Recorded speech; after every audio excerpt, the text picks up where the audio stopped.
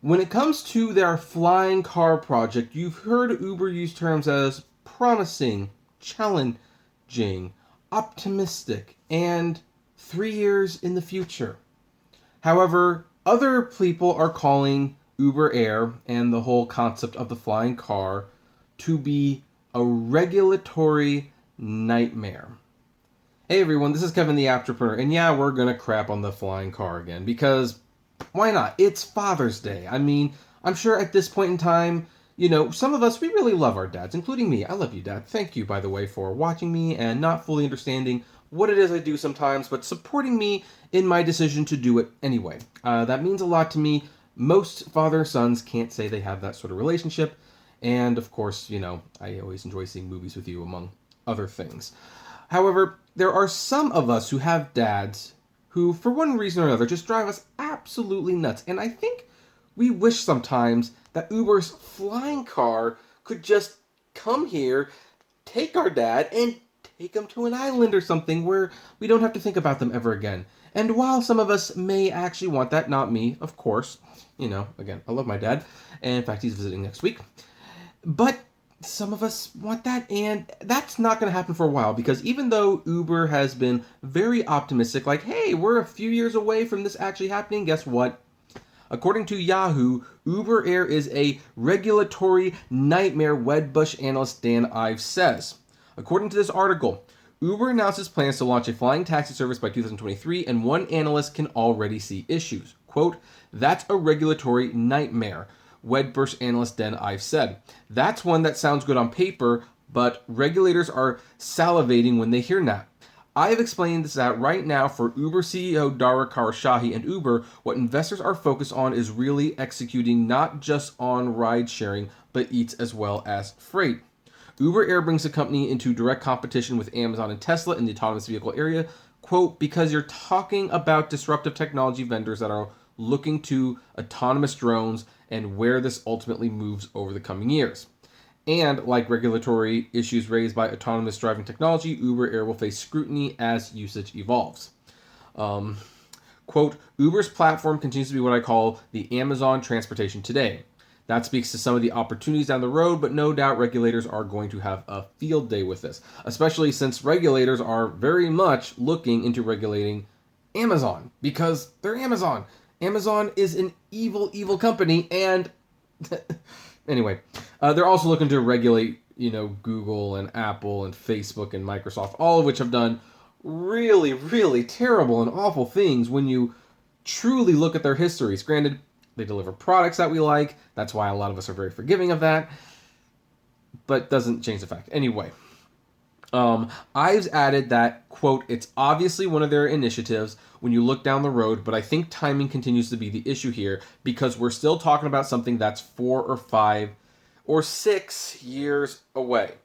Yeah, so that's what Dan Ives said. And by the way, we're going to add on top of that because apparently Uber's annual Flying Taxi Summit reveals Uber Air has a way to go. So this is what TechCrunch has to say. Flying taxis are undoubtedly an exciting concept. I love the key word there, an exciting concept. Yes, that's exactly what they are. They are a concept. There's something we're thinking about. Don't actually work. By the way, every flying car that we've seen, it's been a helicopter. It's not been a car. It's been a helicopter. Let's call a spade for a spade. One that Uber has put a lot of work into making a reality. In order for these electric vertical takeoff and landing vehicles to become a reality, they need to have proper batteries, approval from the FAA. I didn't say FDA, I said FAA. Corrected myself this time. Buy-in from cities, public acceptance, and, of course, vehicle partners.